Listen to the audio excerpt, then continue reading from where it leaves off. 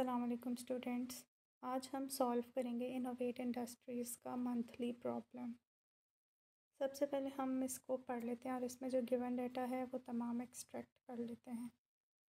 Eight Innovate Industries the following cost data is available. Costs का जितना भी data है वो बता दिया गया है। डायरेक्ट लेबर हमारे पास $280 की है। ओवरहेड का रेट 150% बताया गया है of direct labour. Actual overheads हमारे पास $453 के हैं। Preliminary cost of goods sold $833 का है। अगेन यहाँ पर टेबल हमारे किसी काम का नहीं है। एडिशनल डाटा देख लेते हैं। इसमें हमें मार्केटिंग एक्सपेंस बताया हुआ है वो $90 का है। G&A हमारे पास $193 का है। सेल्स रेवेन्यू 1533 का है। अब इसमें जो टास्क्स हैं जो हमने कंप्यूटेशंस सॉल्व करनी हैं वो क्या क्या रिक्वायर्ड हैं।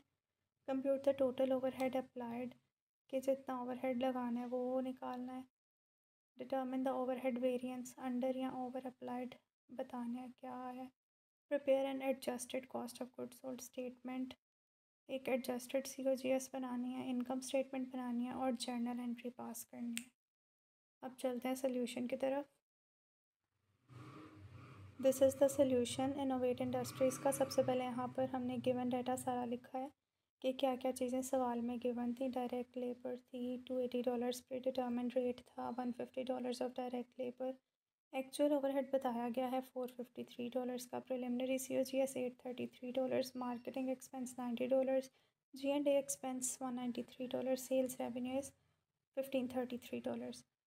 सबसे पहले रिक्वायरमेंट हमारे पास यही थी कि ओवरहेड अप्लाई कैसे करना है और इसका फार्मूला पहले भी काफ़ी बार हमने सॉल्व कर लिया है। अप्लाइड ओवरहेड निकालने का फार्मूला है rate multiply by direct labour. Rate हमारे पास कितना था 150% का और डायरेक्ट लेबर हमारे पास 280 की थी। इन दोनों को मल्टीप्लाई किया, अप्लाइड ओवरहेड कैलकुलेट हो जाएगा, दैट इज़ $420।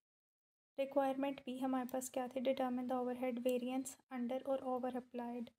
अब अंडर और ओवर अप्लाइड में हमने डिफरेंस कैलकुलेट करना होता है एक्चुअल का और अप्लाइड ओवरहेड का। यहाँ पर एक्चुअल ओवरहेड हमारे पास 453 थी और 420 हमारे पास अप्लाइड ओवरहेड था, जिसका डिफरेंस हमारे पास 33 आया। एक्चुअल ज़्यादा है तो इसी वजह से अंडर अप्लाइड। याद रखें अंडर अप्लाइड का मतलब प्रोडक्शन पर कम चार्ज हुआ था, इसीलिए COGS बढ़ाना पड़ेगा। COGS में ये वेरिएंस ऐड होगी। रिक्वायरमेंट C में पूछा जा रहा है prepare and adjusted COGS statement. Adjusted COGS statement कैसे बनेगी, जो प्रिलिमिनरी COGS हमें बताया हुआ है उसमें हमने अंडर अप्लाइड ओवरहेड को ऐड करना है। अंडर अप्लाइड ओवरहेड हमारे पास $33 का था और प्रिलिमिनरी COGS हमारे पास $833 थी। इन दोनों को जब ऐड किया हमारे पास एडजस्टेड COGS $866 का कैलकुलेट हुआ। रिक्वायरमेंट डी में क्या पूछा जा रहा है, create an income statement for the month. Income statement बनानी है। इनकम स्टेटमेंट कैसे बनती है, sales minus COGS minus period costs. Sales हमारे पास कितने की थी $1533, उसमें से एडजस्टेड COGS माइनस किया 866 का, तो हमारे पास ग्रॉस प्रॉफिट कैलकुलेट हो गया, that is $667। Marketing expense 90 and G&A expense हमारे पास 193 थे। इन दोनों को 667 ग्रॉस प्रॉफिट में से माइनस किया तो हमारे पास नेट इनकम कैलकुलेट हो गई $384 की। ई में हमने जर्नल एंट्री पास करनी है। इसमें हमने कॉस्ट ऑफ गुड्स सोल्ड को डेबिट करना है एंड क्रेडिट करना है मैन्युफैक्चरिंग ओवरहेड्स को। यहाँ डेबिट का मतलब है खर्चा भरना।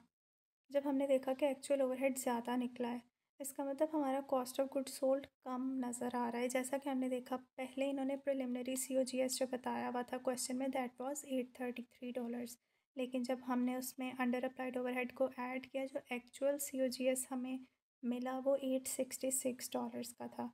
इसीलिए COGS एक्सपेंस को डेबिट करके इंक्रीज़ कर दिया, डेबिट कर दिया। और ये जो मैन्युफैक्चरिंग ओवरहेड है ये तो एक टेम्परेरी अकाउंट होता है जिसमें हम एक्चुअल और अप्लाइड ओवरहेड को रिकॉर्ड करते हैं। जब हम एडजस्टमेंट करते हैं जो एक्स्ट्रा अमाउंट जो $33 हमारे पास आई है उसे ओवरहेड अकाउंट में कम कर देंगे, घटा देंगे। क्रेडिट करने का मतलब है ओवरहेड का बैलेंस कम हो गया और वो अमाउंट COGS में शिफ्ट हो गया है।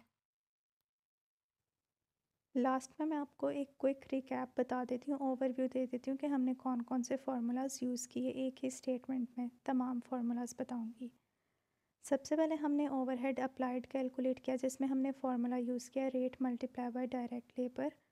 बी पार्ट में हमने वेरिएंस कैलकुलेट करना था, जिसमें से एक्चुअल ओवरहेड्स में से अप्लाइड ओवरहेड्स माइनस करने थे। COGS को हमने एडजस्ट किया, उसमें अगर अंडर अप्लाइड थे तो हमने ऐड करने हैं COGS में, अगर ओवर अप्लाइड हैं तो लेस करेंगे। इनकम स्टेटमेंट बनानी है और फिर क्लोजिंग इन्वेंट्री पास करनी है। प्रिलिमिनरी COGS गिवन है तो हमने इन्वेंट्रीज जो सवाल में हमें बताई गई हैं एक टेबल में, ओपनिंग और क्लोजिंग, तो उनको हम इग्नोर करेंगे।